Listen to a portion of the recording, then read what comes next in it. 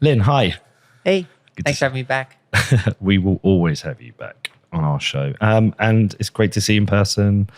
Great to see you at the conference. You as well. Great to see things going so well for you. So we're going to talk to you today about money, the nature of money. You've written another epic article. I don't know how you produce them. They are unbelievable. I'm waiting for the Lyn Alden book.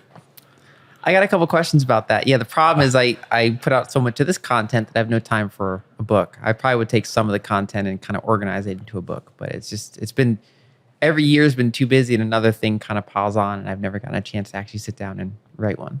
So you're thinking about one? I've thought about one a number of times. Years ago I wrote like a short like stock book that people still buy on my website, right? So I have experience putting together something of that length, but just not recently. Well, it feels like this article, the What is Money article you've written, that feels like the framework for a book. It's over 20,000 words, so it's a short book essentially on its own. Wow. And then could be expanded. Do you, just before we get into it, how do you do it? Because you seem to produce something like this nearly every month. I don't know how you do 20,000 words like that.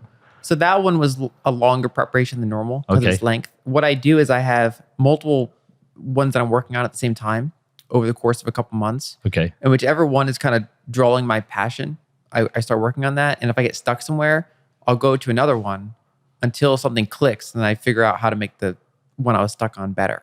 So that's an example where I started working on it and then got stuck somewhere and just let it marinate, worked on something else. And then I was like, okay, I know how to fix this now. And I would come back and rearrange it. And, I wanted to try to tie some of the other pieces I've been working on all together into a big update. And are you having to hide from email and turn your phone off so you can concentrate and focus? Yes.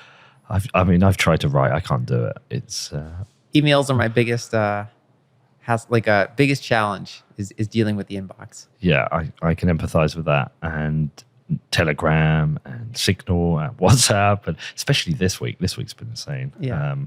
So just so people know, we're we're on the Saturday after the Bitcoin conference. I'm a bit croaky. Apologize. So okay, let's get into this. What is money? Why this subject? It's been touched on. A lot of people have written about it before. Can I tell you what I think? It felt like you are looking at where we're headed. And to look at where we're headed, you need to see where we'd come from. Exactly. Yeah, that's a good way to describe it. And I think it's also one of those things where every several decades or, every better part of a century, there's a big transition, in the last couple centuries about how we treat money and how money works. Basically, in part, money is a technology, right? So, and as technology changes, what we consider money changes. And then you add geopolitical, realities on top of that. And so I wanted to prepare people for what kind of I think we're going through this decade, because people often are used to picking investments, getting out of investments, getting into other investments, but they don't often think about the money itself. And funny enough, people in emerging markets think more about what is money, right? Because they often have to deal with a weak money, and so they want dollars instead, or they want other types of assets. Whereas people in developed countries hardly ever have to think about money, and it's also there's so many things it touches on because it goes into the whole Bitcoin versus crypto thing. What is money versus what is some VC tech platform, right? It's like all these kind of questions go to what assets do you want to hold over the course of the next 10, 15 years as we go through some of these really big macro transitions. And it's kind of starting from first principles of what is money. And then, of course, the article draws from so much great expertise that is out there. Some people that are long dead from the 1800s. Some of the references are older than that, and then other people, of course, that are active, in various communities, including people in gold, people in Bitcoin, people in Fiat, even kind of like just all these thought leaders, and saying what is their view of money, and how do I interpret that? How do I tie these together? How do I contrast these views of what is money? So what I'm hoping from this is we get a show that I can send out to all my friends, who I'm still struggling to get them to even consider the nature of money. And over the last, I would say 18 months to 2 years, I'd used Facebook as a testing ground.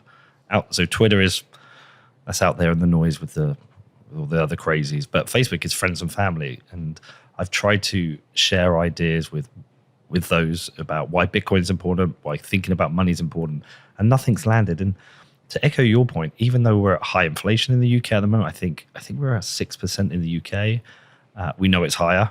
We've seen a massive increase in commodity prices. My energy prices are up personally nearly 300% in a year. I filled up my car the other day when I went back, and it was something like £120 to fill up the car, probably double what it would cost here. But I still think people aren't fully understanding what's happening to their money. Whereas when I've been on trips with the show, when I went to Venezuela, it was a really important experience because people are using 5 different types of money, ranging from the bolivar, which they had to use, wanting dollars. Some people using Bitcoin, some people using the Colombian peso, and then that stupid crypto they created. We won't talk about that. But they really did understand money, and I think sometimes you're forced to understand it when it collapses. I think this insidious inflation we go through hasn't forced people to consider it enough. Some have, some haven't. So I think today is going to be super important. I'm hoping this is a show I can put in front of people, and people really think about that, because there is a lot of risk to money right now. Exactly, all around the world. So for the longest time, you only had to care if you were in developing countries where they have currency crises. But now developed markets are going through kind of a debt crisis and an inflation crisis they haven't really gone through since the last time money had a big change, right? Since money changed from gold back to fiat. That's the last big money change that happened, and this environment kind of looks like that whole environment. And that whole thing was a process, right? So you kind of slowly started severing money from gold. It started in the World War I era and then the aftermath specifically. And then it carried on to the Great Depression. And then, of course, it carried on to World War II and the end of that, where you kind of had like a loose peg to gold, but not a direct connection. And then it was really in 1971, of course, it was completely severed. And that whole period we're kind of going through almost like a mirror image today, right? There's a bunch of charts that I show in all my articles of how debt, what debt looks like, what the deficits look like, what interest rates look like, and it's kind of a mirror image of that whole period. And so I think people have to be prepared for the changing nature of money, the digitization of money, so money becoming more digital in various ways, and how it's easy to fall into traps and think like this is money versus is not money. And it's actually, you have to go back to first principles and find out what is good money? What do I want to hold longer term? Well, that's my starting point when anyone does ask me what Bitcoin is. I always say it's money. That's it. It's just a form of money. And I used to try and come up with these kind of more complicated answers. But really, I've simplified it down to just explaining that it's a form of money, and then explaining the properties. But an interesting question, I'm going to jump around a bit here, so excuse me, but an interesting question for me to put to you is, we've had these periods where money has changed and money is a technology. If we had no Bitcoin, or we had no digitization, if there wasn't a technological change right now, but we were still going through a currency crisis, do you think we would see another change in the nature of money? Do you think the central powers would come together to do another Bretton Woods or another? Because it feels like we have this weird coincidence that at the time we're having this these currency crises around the world. We have had, fortunately, over a decade of something like Bitcoin to establish itself to be an alternative. I think if you didn't have the creation of Bitcoin, one is that gold would be rising a little bit more in prominence than it is. And you can also kind of separate it between the sovereign level and the personal level, right? So we just saw, for example, the case I've been making for a while is that sovereign reserves are going to probably begin diversifying more than they have. So if you back up a long time, gold used to be the primary reserve. Then with the whole kind of Eurodollar, petrodollar system, they started putting the US Treasury at the heart of the whole global reserve system. And ever since really 2013, 2014, you've been seeing a little bit of a shift back towards sovereigns, being interested in holding gold as part of their assets, because they kind of could, compare that currency, they could treat it like money, look at it versus other fiat currencies, and it has certain advantages. It has a lower monetary inflation rate, and it has, you can self-custody it in a way that you can't do with liabilities of other entities, like other countries, right? So those can be frozen, but if you hold gold in your vaults, it's yours. And so there's been an uptick in interest in gold. It's also the only, alternative money or outside money, you can call it, that's big enough to absorb, kind of these large sovereign flows. But now with the invention of Bitcoin, it's interesting because it's more accessible to people around the world. Anyone with a smartphone really can for the most part access it. And it's too small for many large sovereigns at the point, but it's something that over time could become more interesting there. So I think that in the absence of it, we would see maybe kind of a return to gold. But the problem is that gold was somewhat flawed as money. Its shortcomings in terms of portability, audibility, things like that. So there's a reason why we disconnected from gold. And so I think that for lack of better alternatives, there'd be some kind of shift back. Either people would want to preserve their purchasing power, or even sovereigns would want to preserve their purchasing power and sovereignty. But now there's another option. So now there's kind of multiple things to look at. And then you have to compare not only fiat, you have to compare gold, you have to compare Bitcoin. You have to go around and be like, what properties am I looking for in a money? Right. So what I want to do is, like I said, I want it to be a bit of a 101 for people. So I want to send this show around to people who I think maybe haven't thought about money enough. So I want to work through some of the basics with you. I want to help people understand the nature of what makes good money, what makes bad money. And then I want to dig into the uses of money, because I hadn't really considered it in terms of, consume, save, invest, and share, which is in your article, which we will share in the show notes. I know I do it. I know I use money for that, but I hadn't considered them individually and what makes good money for those different use cases. But I think it's a good starting point to talk about the key aspects of money. And Vijay Boyapati's article, The Bullish Case for Bitcoin, has that grid, which I think is fantastic. I agree. So when we talk, and I'll share that in the show notes as well, but when we talk about types of money, Bitcoin, fiat, and if anyone listening doesn't know what fiat is, it's dollars, pounds, euros, etc. And gold, gold, fiat, and Bitcoin. We talk about these properties and how each form of money is suitable for those. So do you want to run through them and explain what makes good money and what makes bad money? Sure. And as you point out, this has been highlighted by Vijay. Robert Breedlove's done a lot of work on this. Safety's done a lot of work on this. It's kind of like going through the properties of what makes good money and how they kind of compare to each other. And so you want like a list of criteria. So the whole purpose of money compared to an investment or something like that is that you want it to be liquid, safe, fungible. So if I buy a house or a specific company as an investment, that is something that is risky and that is something that is non-liquid and fungible. Like it's a specific thing. It's hard, it's a hassle for me to transfer it to someone else. That's kind of either a long-term bet or long-term savings or a specific plan to grow my investment with risk of loss. Whereas with money, it's kind of the opposite. I want like a low-risk battery of storing income now so that I can expend it in the future or share it or give it away or whatever I want to do. And so it's got to be liquid. It's got to be something that I can just easily transfer to someone. It's got to be something that is easily divisible, fungible, so that all the units are either identical or nearly identical.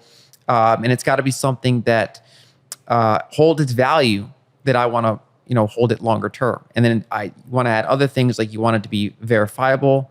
You want it to be portable, and there's multiple ways to break that down. You can kind of look at different monies and like Vijay did, for example, you can score them on the different aspects, right? So for example, gold holds its value pretty well long term, right? Because gold's got a very, very low inflation rate, meaning the amount of gold that exists above ground grows at a very, very slow rate historically, and there's a good reason for that. Whereas other types of commodities can grow very quicker. And so gold ends up being a very good store of value, but it has shortcomings in terms of portability, divisibility, verifying that what you actually own is gold, like the ease of being able to do that. Whereas when you look at something like the dollar, they've made advances for how easily you can send it around, right? Because it's, you can have digital representations of it, and you can, it's very easy to move around. But of course, the downside is that, there's no constraint on how much they can print other than kind of self-imposed restraint that is kind of meant to keep guardrails on the system and it, stop it from hyperinflating. So there's kind of guardrails on it, but they're self-imposed. And so over time, in practical terms, the rate of new dollar creation is much faster than the rate of new gold creation, right? So when you compare those, you think, okay, those are interesting. We obviously have to pay them for tax purposes. We have to, have some working capital to use them. They're liquid. The government specifically does their best to try to control the volatility at the exchange of devaluation, but they try to control the volatility of it. And so there's advantages, but they're not a great long-term place to store capital. And so when you go down the list, each type of money has shortcomings. And when you look at something like Bitcoin, it's interesting because the innovation there is that it kind of took the best properties of gold and fiat and mixed them together. So you have the slow monetary inflation rate of gold. In the long run, it's even less because eventually, the inflation rate trends towards zero, right, with Bitcoin. And you have that scarcity. But then you also have the better divisibility, better portability, and better verification. And so in many ways, it's across the board better than most other monies, with a couple of weaknesses relative to, it's still relatively untested. It's got 13 years of testing, 13 years of monetization. It's smaller than dollars or gold, so it's less liquid, far more volatile, less widely held, less widely accepted. And so what we can describe it as is an emerging money. And all anyone has to do is kind of look at the properties of it and determine if that's something that they want to hold relative to other monies, if that's something that's valuable to them. And I consider it so a lot of people will still kind of put it in the speculation camp or the investment camp. And I think it's a reasonable way to interpret it, because you're betting that the way it's behaved for 13 years and the properties it's had for 13 years are going to continue. So you've analyzed the probability of this occurring. You're making some sort of future judgment about this relatively new system. So that makes sense. But on the other hand, you can literally use it as insurance, because it's one of the few types of monies that you can easily self-custody. It's more portable than other types of monies. And we've seen this throughout emerging markets, right? It's easy to have, it's hard to move across borders with gold or physical cash. It's hard to transfer bank money around the world. But Bitcoin's something that you can literally self-custody and pretty much move wherever you want. And so I don't think the world fully realized its properties yet and what that means. Yeah, and the interesting thing about VJ's chart is the way he grades each form of money, that can change over time. Yes. But one thing I wonder if is missing, and perhaps is missing to the benefit of Bitcoin, is volatility. And I think price volatility is something which is helpful to understand in consideration for this, because if you look at the chart, or you look at VJ's chart, to me, it implies, oh, well, that's the best form of money. It can do every single thing I want. Therefore, I should hold all my money in Bitcoin. But there's a risk to that because of volatility. And I always felt like if you wanted to make a decision about which forms, maybe multiple forms of money, there's argument to hold a basket of Bitcoin, gold, and maybe dollars. And I know that's heresy with some Bitcoiners, but I think that you can make a solid argument if you wanted to plan long term. You could have a mix, but to consider that mix, I think volatility should be considered. Do you think that's fair or not? I think it's a huge variable, especially for medium of exchange and unit of account, right? So basically, I would describe Bitcoin as an emerging money. It's a 13-year-old money, right? So it doesn't have the track record or the size of those other monies. And because it's a smaller market, it has more volatility. It's got basically a bigger range of outcomes for how it could look in 10 years compared to, say, gold, right? So because there's a bigger gap of expectations about what this could become, the volatility is very large. In addition, because it's a smaller market, less liquidity, even though it's got quite a bit of liquidity, it's got less liquidity than say, the dollar market or the gold market.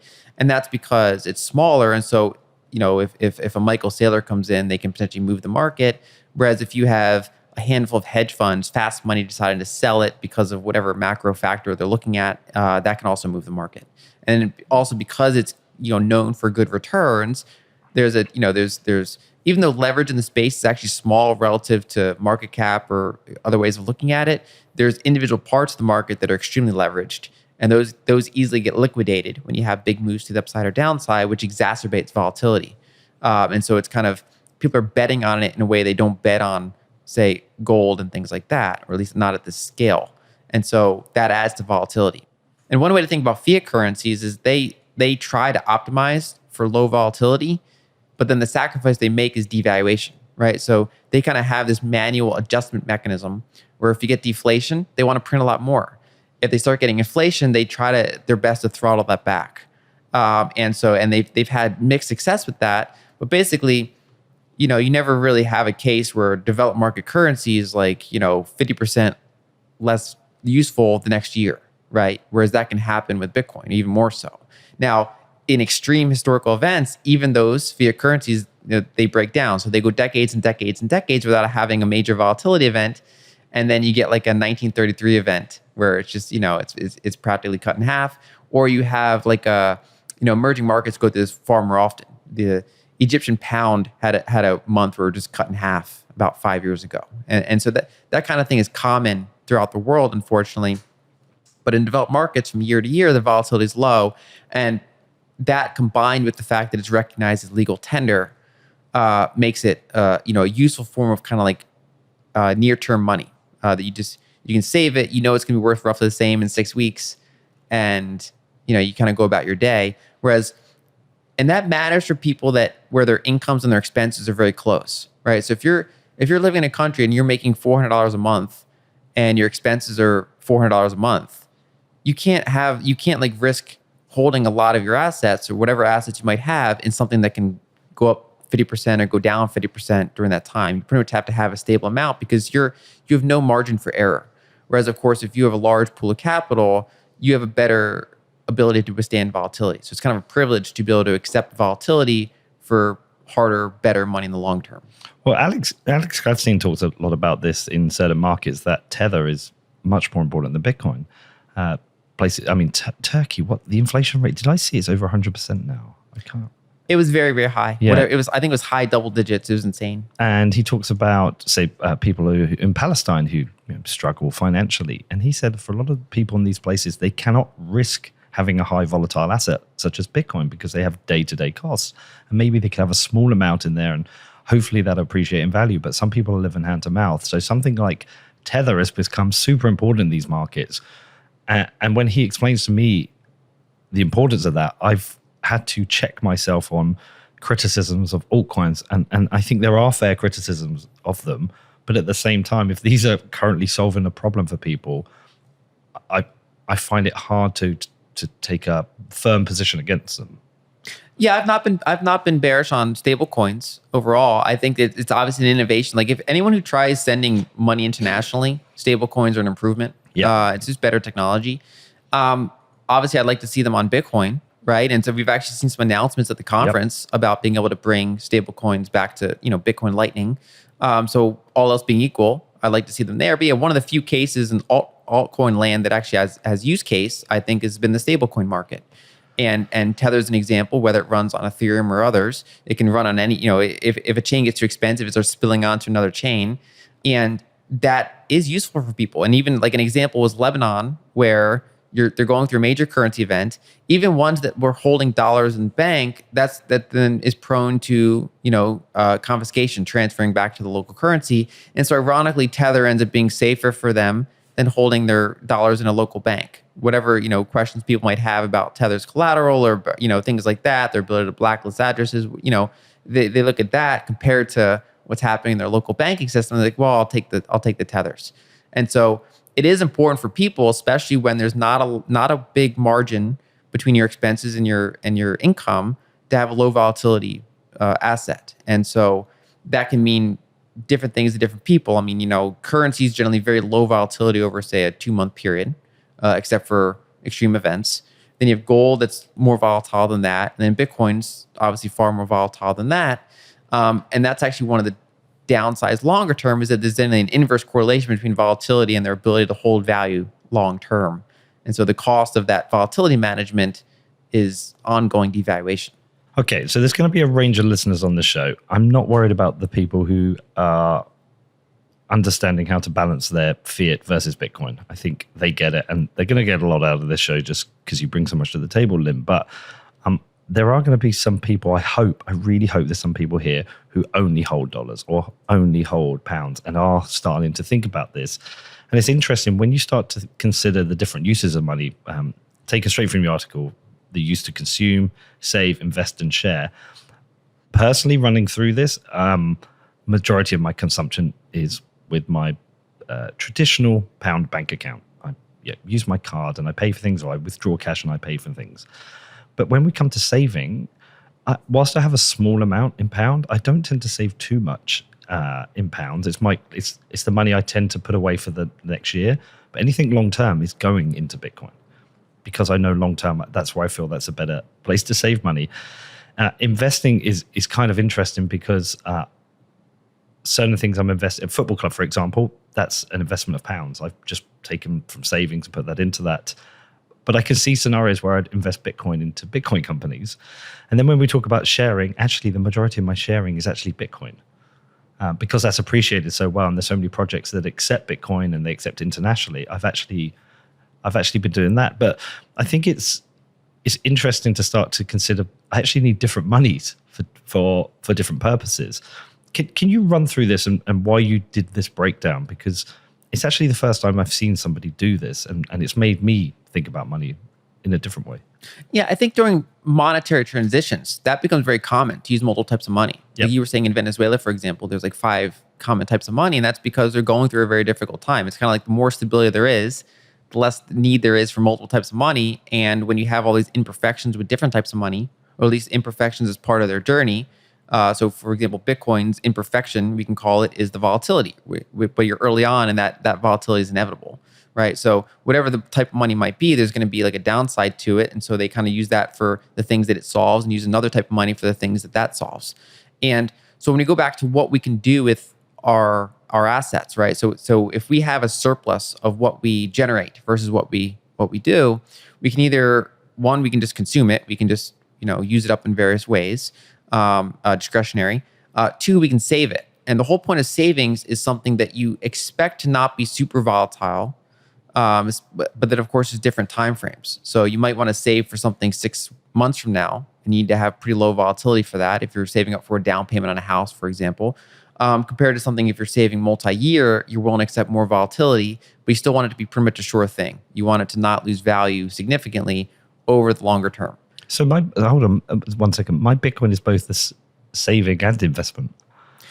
That's currently where it is in this transition, right? Because it's a more volatile money, and because it's earlier on in its monetization process, it kind of blends the category between savings and investment. And I think it's also partially the more knowledgeable someone gets on it, they might start putting it more in the savings camp.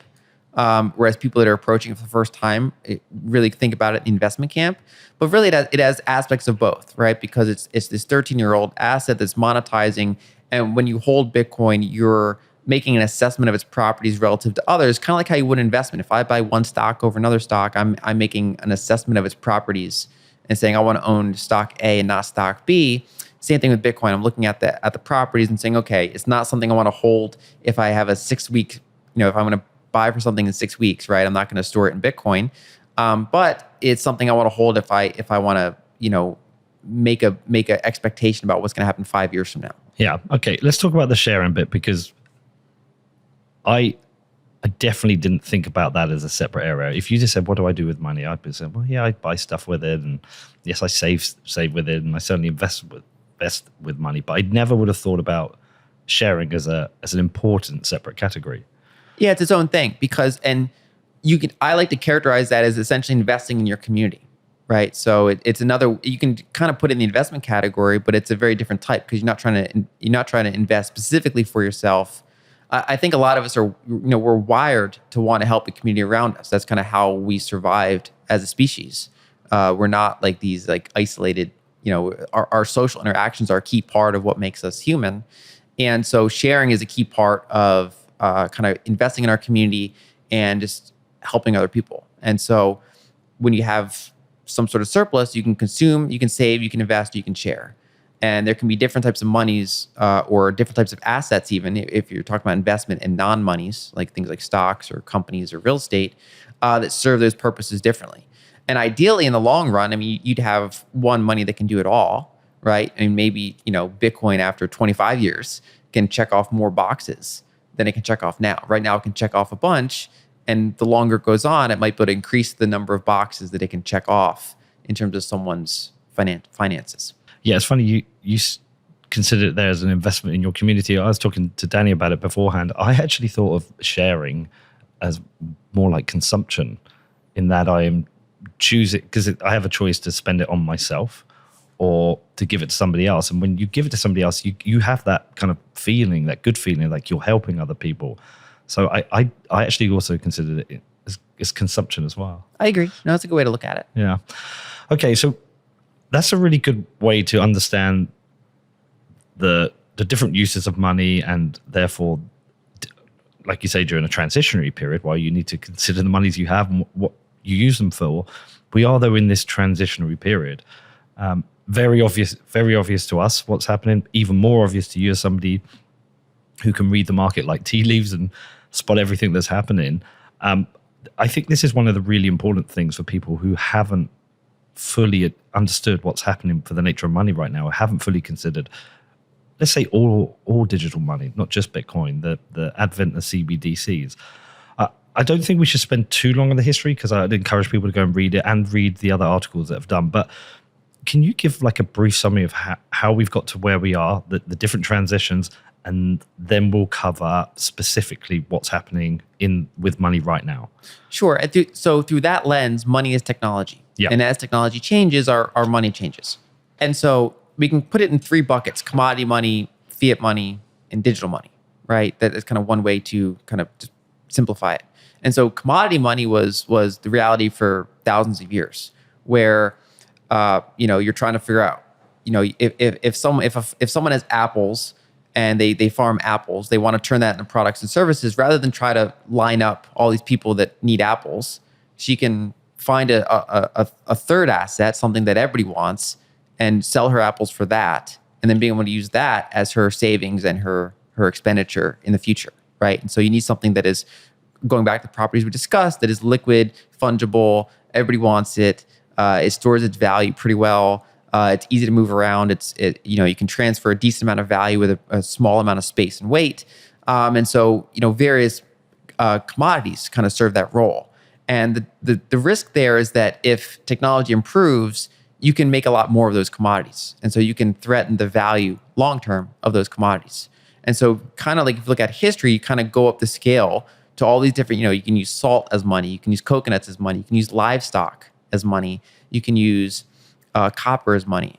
And as technology improved, and as cultures with different levels of technology kind of interface with each other, the harder monies would win out over these ones that technology can devalue. And eventually you wound up with gold and silver, and then really it was gold that kind of came out on top in the end. And so that's kind of the history of commodity monies. And it's because gold has like an inherent kind of a difficulty adjustment built in. So as time progressed, we got a lot of the easy gold deposits, and as our technology improved, we could access harder gold deposits, but it's increasingly hard to get that gold.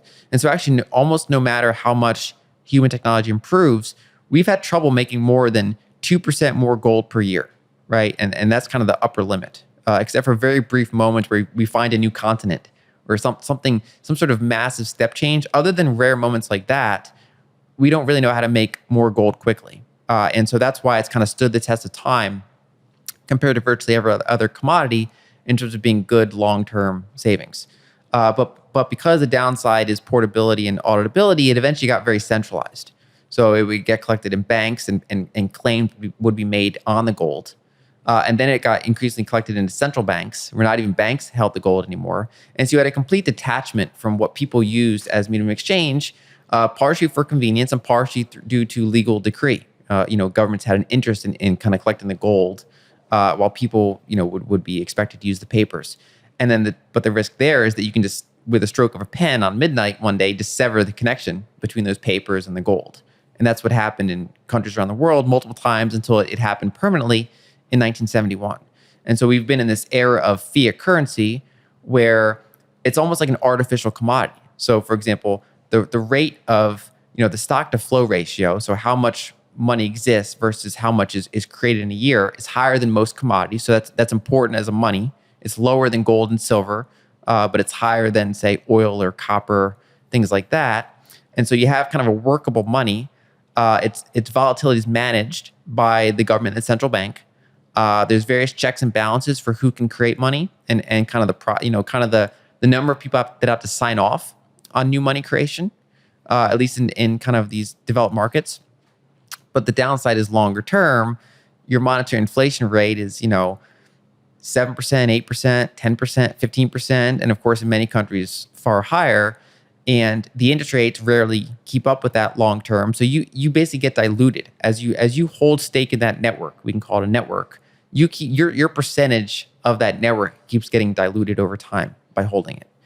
In addition, it still has shortcomings in terms of auditability, right? So for example, in there's a lot of dollars held offshore, and then those get levered, but those still represent claims essentially for U.S. assets. And there's actually, it's a very opaque market because it does not have great auditability. And also obviously paper money can be counterfeited.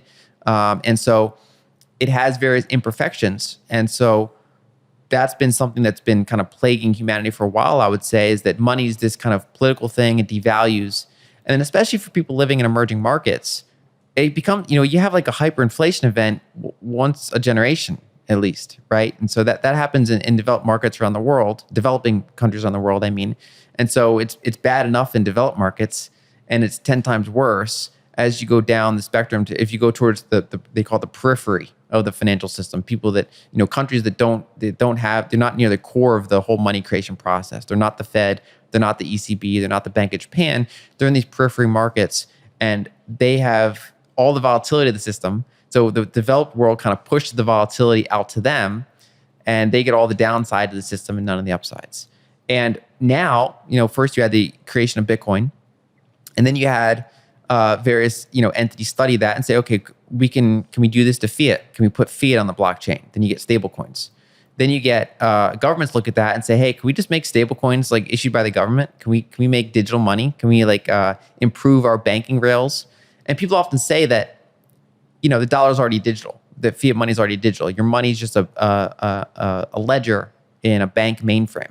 And that's partially true, but the digital change adds a lot of new variables for how much they can track it, how much they can control it, how much they can freeze it, how much automated it can be, right? So if you're sending money from entity to entity, it can be much more automated if it's digitally native compared to those old bank rails.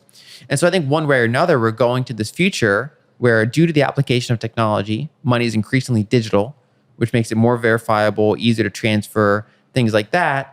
But of course, the huge risk there is that it increases surveillance and control capabilities, which, going back to, living in different countries, that can mean very different things depending on what country you're in. A CBDC in Norway could be very different from a CBDC in China, for example, what the actual practical implications mean. But either way, it kind of puts people at the whim of the entities that control that money. And Bitcoin is basically, I would say, the creation of commodity money in digital form. So they made something that requires work to produce, which is unlike the fiat currency system and unlike most of these other digital assets. It actually goes back to the days of commodity money, except it improves on that because it makes it more divisible, more verifiable, and more portable. And so we're kind of in this world now where you have digital bearer assets like Bitcoin being the most, the most immutable, the most money-like out of all of them, commodity money, hard money. And then you have various imitators. And then you have stable coins, which are basically fiat currency in digital form. And then you have, nationalized stable coins, which are centralized CBDCs, where the central bank issues the money and has complete control over how it's used. Digitized commodity money. That's very cool. Never had it explained like that in even years. Satoshi explained like that once. Really? He talked about how he's like, imagine a metal that is boring gray in color, can't be used for a lot of things, but it's as rare as gold, but that it has one unique property that you can send it over a communications channel. And that's kind of that was one way he kind of helped people think about what Bitcoin is. And he's like, if for any reason this kind of weird commodity became valuable if it had any sort of value, it could be a useful type of money because you could send it to people and they could either spend it or they could convert it to something else and then spend it there. And so that's one of the ways he conceptualized it. So even he thought of it as kind of a digital commodity money. Out of control of government. I put the Hyatt quote in here. I've actually seen him. I've seen the YouTube clip. I'm going to read it for people. I don't believe we shall ever have a good money again before we take the thing out of the hands of government. That is, we can't take them violently out of the hands of government all we can do is by some sly roundabout way introduce something they can't stop. I mean, that's an incredible quote to read now. Yeah, because it's Bitcoin before Bitcoin existed. He was the first Bitcoiner. Yeah. And it kind of translate that. So, for example, commodities money is dictated by nature, right? So nature and our technology against nature determines how much of it we can create and what its properties are. Fiat currency is something that is in the hands of the government. They can determine essentially how much there is, who, what are the rules about how to use it. And the invention of Bitcoin represents a way to take all the properties of commodity money, or at least most of the properties, and then put them in digital form. And so you have something that's proof of work. So you have to expend real world resources to create it. And then, among, all the different blockchains out there, Bitcoin's the one that it actually is decentralized and relatively immutable. It's the one that's the closest to representing an actual commodity rather than an equity security, a network that requires kind of ongoing governance and kind of a centralized hub is the closest thing we have in digital form to a commodity money. For you, Lyn, do you still have moments with Bitcoin where you have a kind of like you have a step change, deeper understanding of it and become even more convinced by it?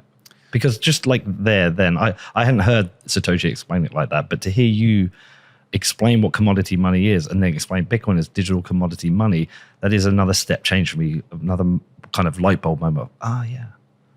Yeah, I think we all kind of approach it from lenses we understand. So that was one of my early ways of approaching it, right, is seeing it as digital commodity money. That's kind of how I got it first. And all my hesitations were like, what are ways that this could be, damaged, or how could its immutability be compromised? How could its shortcomings be exploited? Things like that. So it's more like from the very beginning, I acknowledged it as commodity money, and then it was like, is it good enough commodity money? Just how in the past, different commodity monies would compete, and some of them would be found wanting and would get kind of pushed aside as money. So the whole question was, how hard is Bitcoin? How is it going to hold up in the long term as commodity money? And so the longer it goes, the more of its properties you understand, it's doing quite well. And so I think for me, the biggest implications are just seeing how it can change finance. The larger it gets and the more development that happens on it. So for now, I'm looking at things like other layers, what's happening in Lightning, what's happening on Liquid, things like that, and how that can transform some of the ways that all of finance operates. And I think the idea of having, the whole point is you have an immutable base layer and then a programmable other aspects of it. So you can do programming on top. It's basically programmable commodity money. And I think the implications of that are crazy, especially when you look out 10, 20 years, because, software is one of the few things that just keeps expanding exponentially. And it's like, what is it going to look like in 20 years when you have programmable money and people have been programming on it for decades? Maybe that's your book.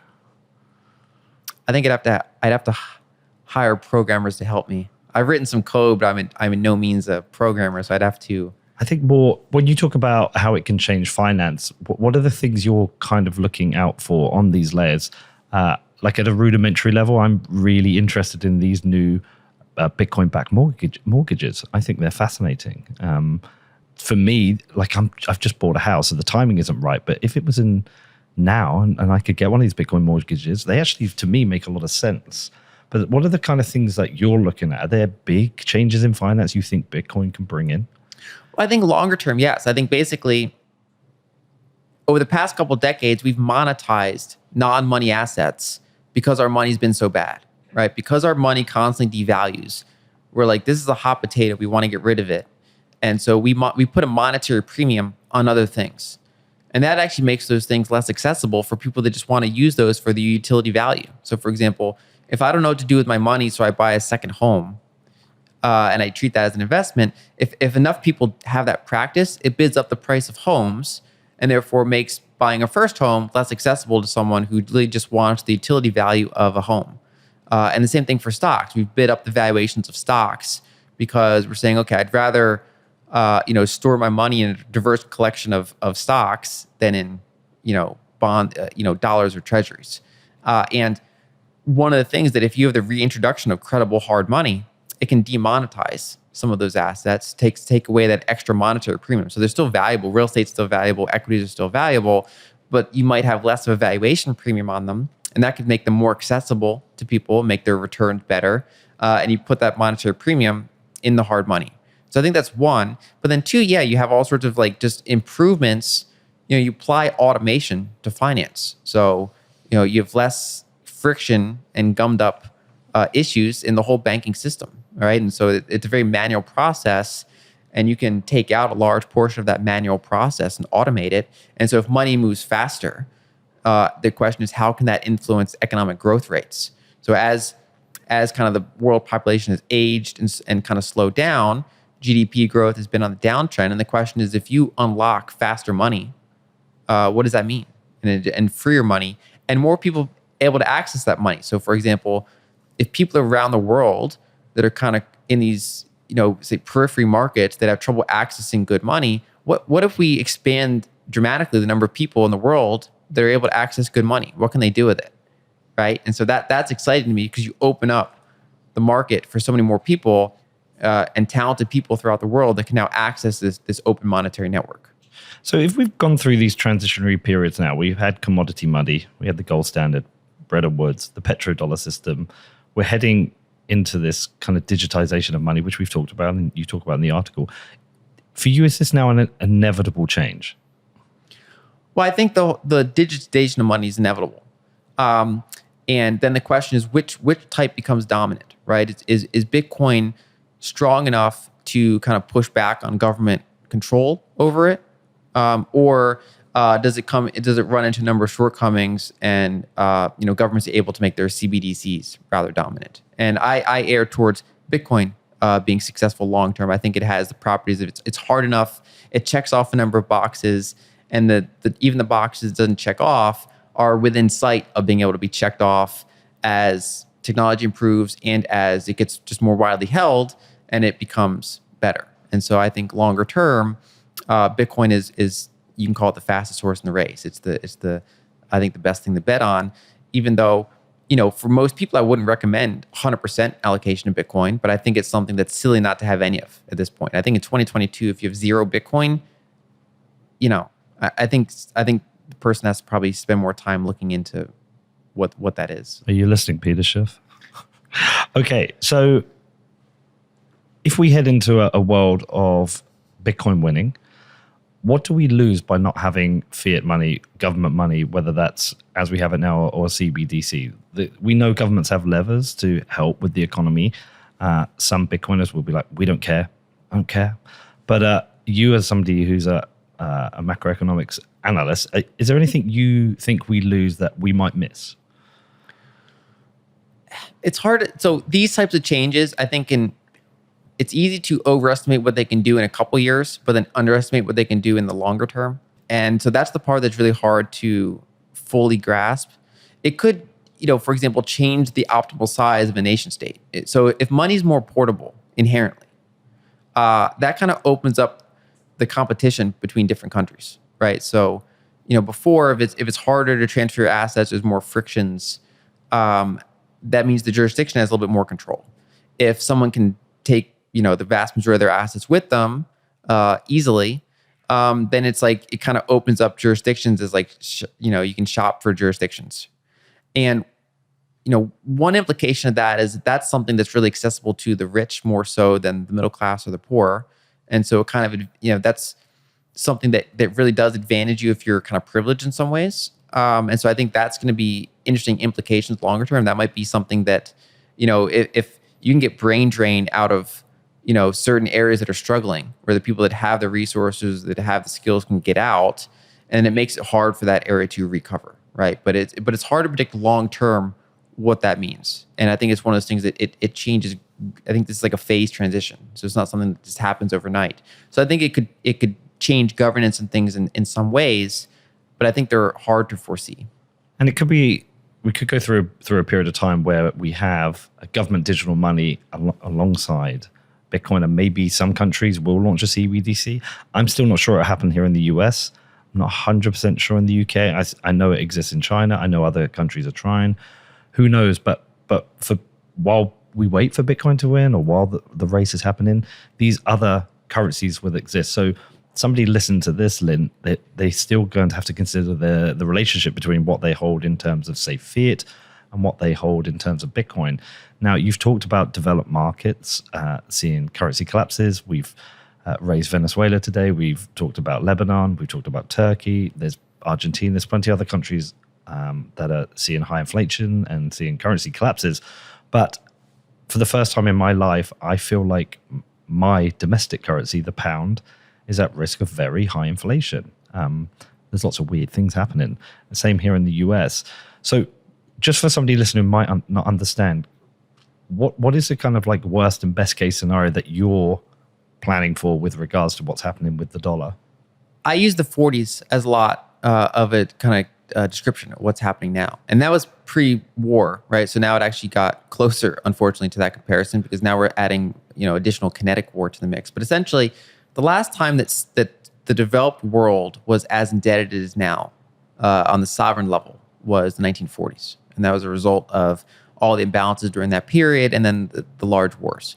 And the way that was largely handled was massive currency devaluation, right? So interest rates would be held low because if you have 100% or 150% debt to GDP, you can't pay 10% interest rates on that. That's how you spiral into bankruptcy. So they just hold rates low, even if inflation's double digits. And that doesn't mean interest rates can't go up, but if you go up from 1% to 0% to 3%, while inflation's 8% or 12% or whatever the number is, that you're still getting devalued. Your share of that network is being diluted over time. My concern is that as we enter an environment of scarcer commodities, as we enter an environment of even just partial deglobalization, so just the lack of continuing of globalization, maybe hold on to the globalization we have, maybe claw it back to some degree, all of those adds friction and inflationary forces to the system. And so I think we have a lot more kind of inherently inflationary forces in the real stuff that we need to consume at the same time as the money system, the amount of the monetary inflation, so the number of new units being created, the percent increase per year is above average. Interest rates are super low, and because of the debt, they have trouble raising them. That's a recipe for ongoing currency devaluation, and then throughout the world, that can result in kind of massive political revolutions, protests. Well, we're seeing this right now. I mean, was exactly. it Peru I just saw last week? Protests. We've seen protests in Turkey. But we're seeing, It feels like this is a growing issue. Yep. And I think that generally whenever you have food prices spike and you have fuel prices spike, and especially when it happens faster than wages can adjust, because those things can happen over the course of a month, whereas it's not like everyone's wages just automatically tick up to match that during that month. That's when you get these massive protests because people can't put food on their table. They can't, power their car, their motorcycle, whatever the case may be. They just can't do the things they have to do in order to function in life. And that's when they hit their last straw and they go out and protest, and it can get pretty violent. And so that's the challenge of these decades of commodity scarcity and these decades of big monetary transitions. And there's no silver bullet. There's not something that someone can do to entirely eliminate risk. And there's going to be people that are really negatively impacted by this. But the way that people can protect themselves is by doing a careful assessment of where they're storing their assets. So are they storing their assets in things that can be devalued beyond, obviously you need some working capital, or at least most people, unless you're super tech savvy, you kind of optimize it to see, be on your own kind of like Bitcoin standard or something. But if, for vast majority of people, you need working capital, you need some kind of low volatility money for incoming spending, things like that. But your actual kind of reserve, to the extent that you can have them, you want to be very selective with what you own. And you want to look at things like scarcity. Can it grow long-term? What's its value? What's the value of this thing going to be like 5-10 years from now, most likely relative to other things? And then also, depending on where they are in the world, is it something they can self-custody or not?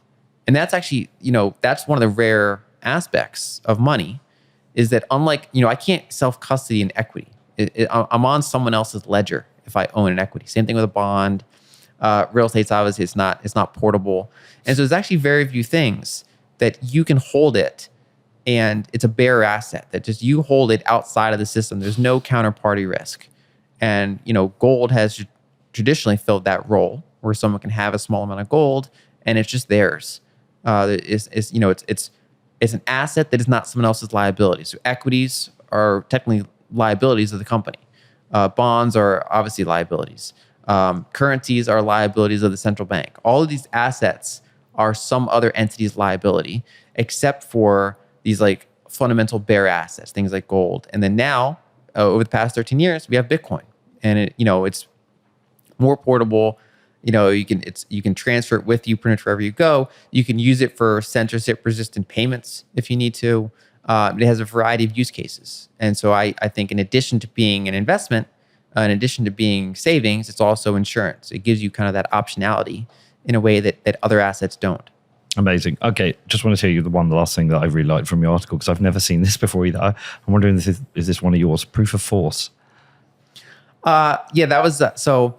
I've seen people describe it as proof of violence. Proof of violence. Yeah, because if for example, I quoted Moser in there. He's he kind of created MMT, or kind of revitalized an older form of analysis called chartalism. The idea that money is kind of issued by the government, and if you look at his quotes about how the money system works, it is essentially proof of violence, proof of the ability to exert force over someone. And that sounds extreme, but of course, different jurisdictions, that means different things. So even in a relatively benign country, there's you have to pay your taxes usually in that country's currency, and if you don't, you either get a knock on the door by people with guns, or you have to leave, right? And so it's like, if you want to be involved in that system, you have certain obligations to that system. And so that's how, because one of the ways I want to describe it was, so we had this whole multi-thousand-year history of commodity money, and the harder and harder monies kept winning out over softer and softer monies until you ended up with gold. And then the question was, how did gold lose to paper, right? How did it lose to paper? Because it was the only kind of downgrade in human history where you went to softer money globally. And it's like, how did that happen? And it's like, well, it's because it was enforced. It's something that it either gets really blatant, like in the United States, where they literally said Americans cannot own gold under threat of 10 years of imprisonment, which is kind of insane if you think about it today. Or just more subtle things like, okay, you want to hold gold, we're going to tax every time you use it, right? So it's no longer money, it's no longer legal tender. We're going to tax it every time you want to transfer it. We're going to treat it like a stock or something like that. Even in some cases worse than a stock, higher capital gains. Long-term capital gains taxes in a stock. And so it kind of makes it just inherently more friction to use. And through those various measures, you can enforce the use of a fiat currency. You can say this is the only thing you can pay your taxes with, and moving around every other type of asset is a taxable event. And so that's how those systems have been able to survive for decades. Well, I love proof of force. I think we need to meme that into existence as a common term for attributed to CBDCs, which versus proof of work, I think, is an easier way for people to understand why it's a better form of money. Lyn, again, it's brilliant. Everything you do is brilliant. I love this. I do want you to write a book, because I think it would be amazing. Eventually, I'd like to. I appreciate that. You'll get there. Anything else you want to talk about before we leave? You want to tell anyone about anything? I think that covers it. I think the important thing is to have an open mind, right? Because all monetary transitions in history rewarded people with an open mind. And that doesn't mean your mind's so open that your brain falls out. You know that old term, like, don't be so open-minded that you're not critical, right? You want to be critical, but you also want to be open. And so that involves taking small steps, being like, think through from first principles, what does this mean? So there are times where we don't have to go back to first principles and reassess everything. We can just kind of assume that things that worked out are going to keep working out. But there are big transition periods where that's not going to be the case, and you have to go back to the root of what assets you want to own, what is money, what is a good investment, where do you want to live in the world, things like that. Just kind of reassess from first principles what it is you're doing here and what you're optimizing for and what the risks are to you personally as well as broadly. And so the interesting thing about the Bitcoin space is that there are people that make a call about Bitcoin. Like someone's like, I don't like Bitcoin because XYZ. And then they get told to have fun staying poor. And so they harden. They like, then there's no amount of information that will ever change them. Like they've made their decision. And I think the trick for surviving this decade is to not be like that. Don't be someone who makes a viewpoint, and then that's your viewpoint now. You can never change your viewpoint because your ego is now tied to your viewpoint. I think this is going to be a decade that kind of rewards, someone whose ego is under control. You're kind of always curious. You're always assessing what's going on. What are the risks facing me? What are the risks to my assets? What did I maybe miss a year ago? What did I miss 2 years ago?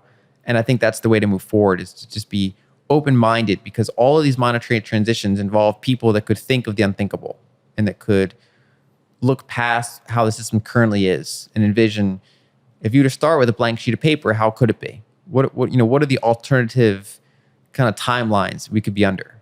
And I think that's important to think of going forward.